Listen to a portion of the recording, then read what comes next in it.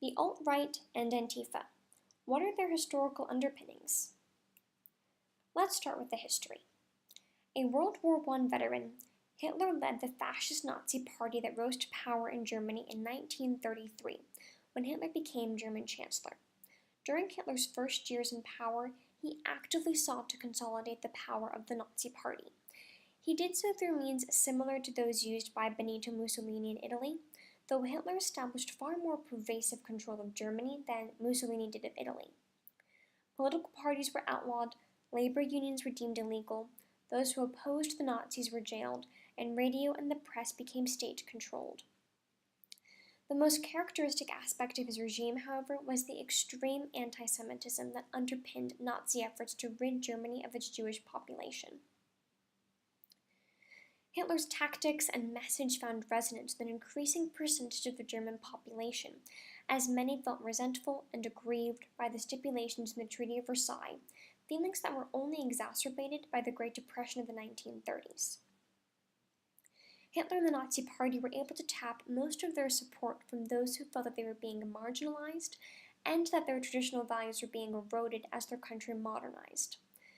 That support was reaffirmed when Hitler's economic policies did manage to pull Germany out of the Great Depression, thereby providing many desperate Germans with the glimmer of hope they needed in order to support his regime.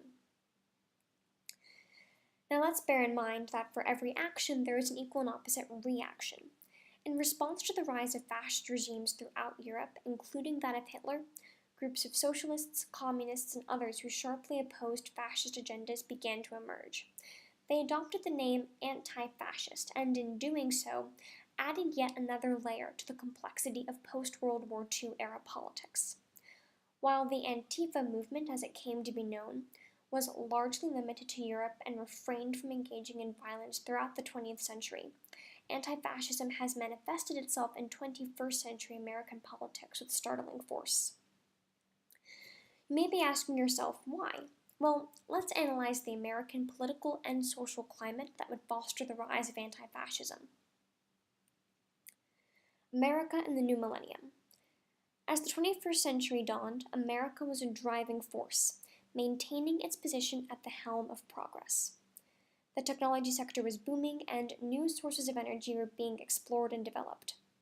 However, on the flip side, many transnational corporations who had long operated in the United States were seeking out the cheap labor, tax cuts, and favorable business climates of foreign countries. Further, coal mining, which had been a mainstay of many states' economies for decades, was on the decline. America was also becoming an increasingly diverse and pluralistic country, due largely to an influx of illegal immigrants from the global south. Those workers drastically changed the landscape of America's economy, given that they were willing to work long hours for meager wages. Now, what were the implications of those changes? Not too surprisingly, many white, blue-collar Americans began to feel threatened and marginalized. They felt as though they had been left in the dust as their country forged ahead without them. Their economic prospects turned bleak, and they lacked access to resources such as technical training and development that would mitigate the challenges they were up against.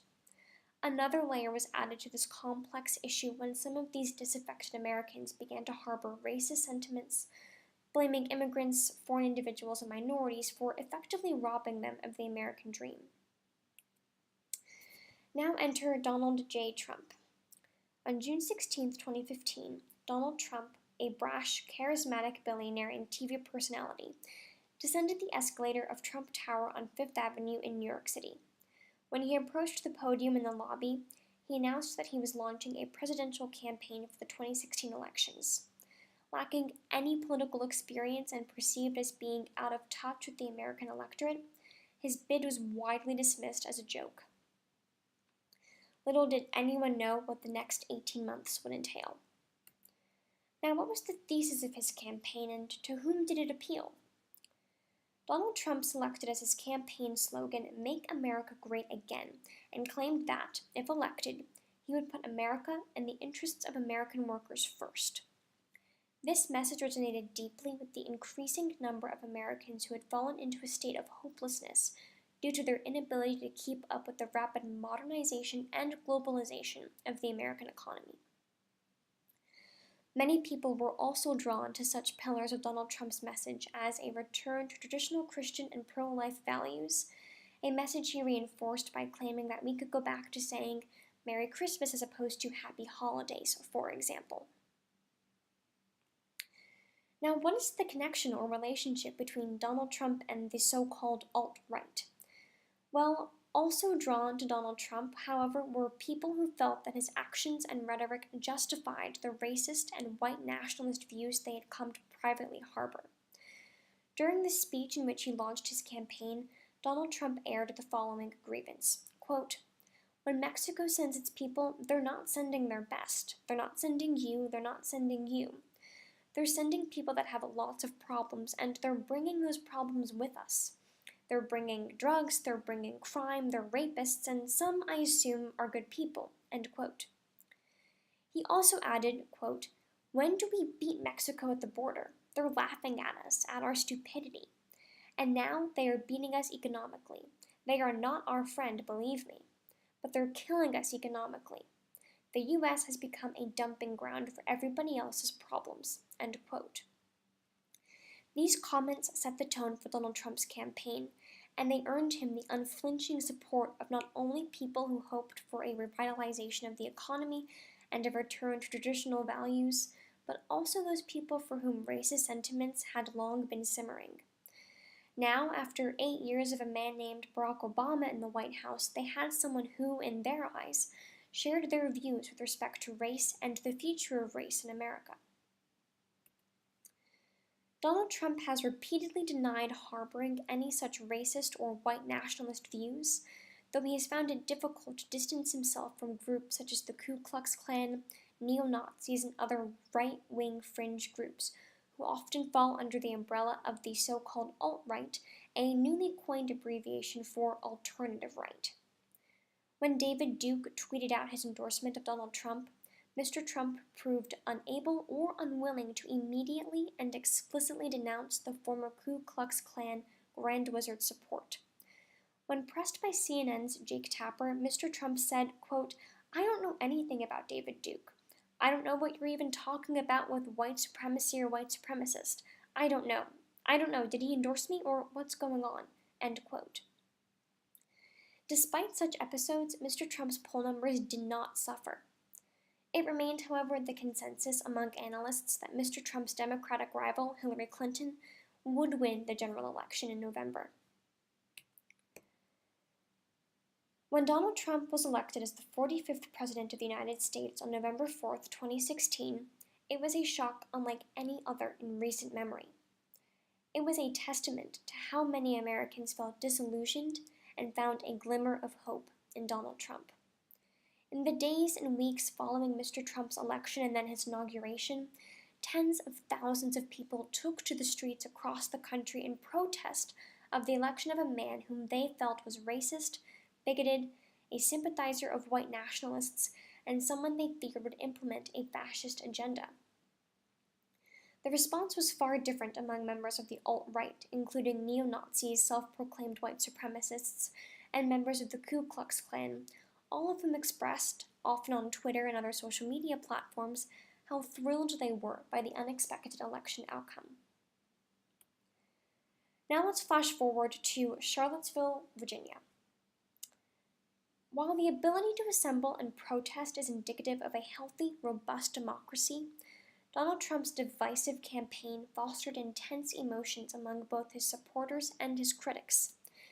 In early August, those emotions exploded in violence at a demonstration held in Charlottesville, Virginia. What happened in Charlottesville?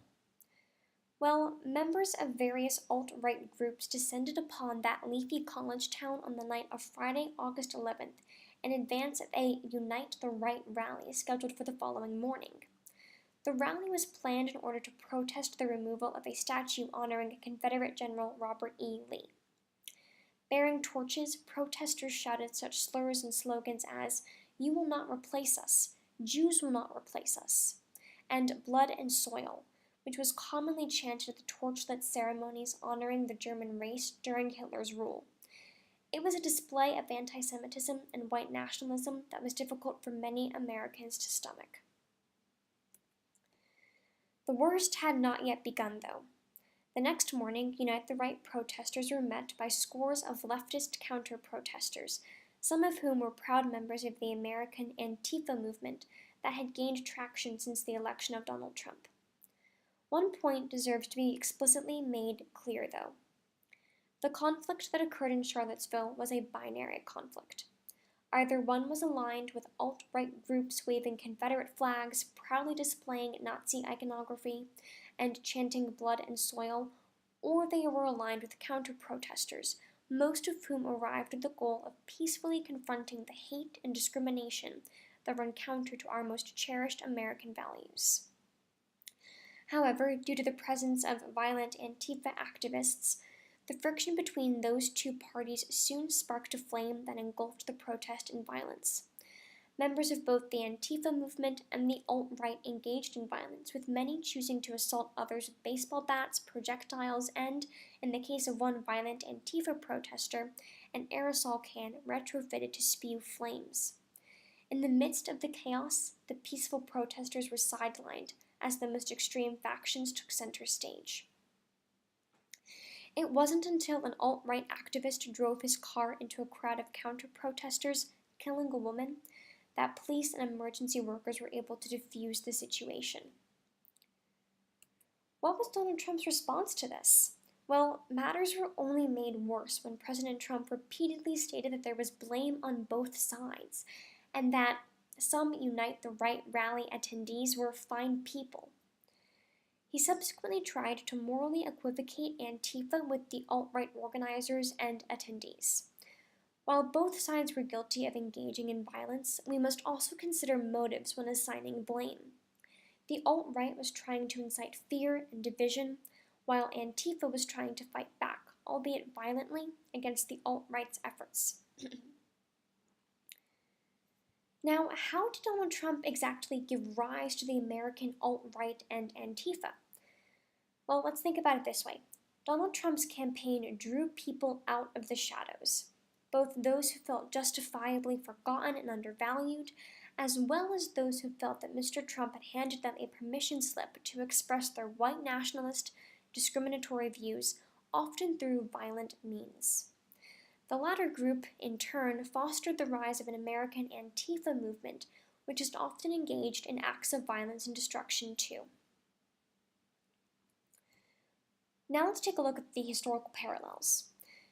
The case of Hitler and Nazi Germany is an extreme example of what can happen when huge swaths of a population feel so disaffected and hopeless that they choose to place their faith and trust in deeply flawed leaders who vow to put the needs of the majority first. This often entails, though, the scapegoating of minorities and foreign individuals. The rapid and unexpected rise of Donald Trump was fostered by a similar disillusionment and hopelessness experienced by so many Americans. While Donald Trump does not even begin to approach the level of demonism of Hitler, he preyed upon the deep divisions in the American fabric, often blaming the diversity and economic globalism of this country for its many social and economic problems. Wanted, a unifying leader. In times of such social discord, distrust, and anger, it is imperative that our leaders help the country to heal, not divide it further. We must make the effort and take the time to understand the grievances of our fellow Americans. We must try to be sympathetic and to step into their shoes. We must talk, but we must also listen. We must abstain from violence. We live in the most prosperous, prestigious country on earth, and we need to preserve those virtues, including a commitment to tolerance and acceptance, that make it great. We need a leader who will advocate for peace and understanding. We need someone who will unite us as one nation, under God, indivisible, with liberty and justice for all.